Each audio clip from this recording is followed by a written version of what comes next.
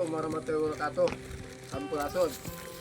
Dinten ieu tujuh atikat Sunda ayeuna bagian ngarawat cai. Ngarawat cai ganti paralon sareng nyurpei. Karena cai teh sumber kehidupan. Moal aya kehidupan mun cai mah asli.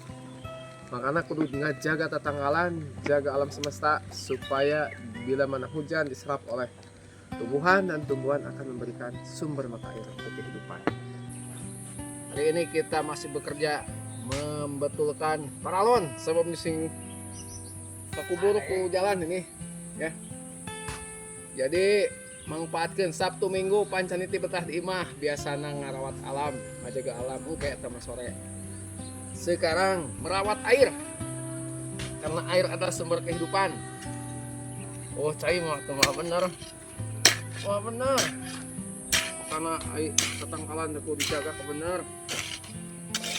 Alam semesta teh. Yo. Ini. Nah, sampai tadi itu. Oke, wabarakatuh. Sampurasun. Yo, cai pada untuk lengkap ya. Ini jago. Sebab kalau cai atas eret ini saya di pegunungan langsung. Bisa langsung diminum nih. Bismillahirrahmanirrahim. Izin banyak ya. Kelas dulu.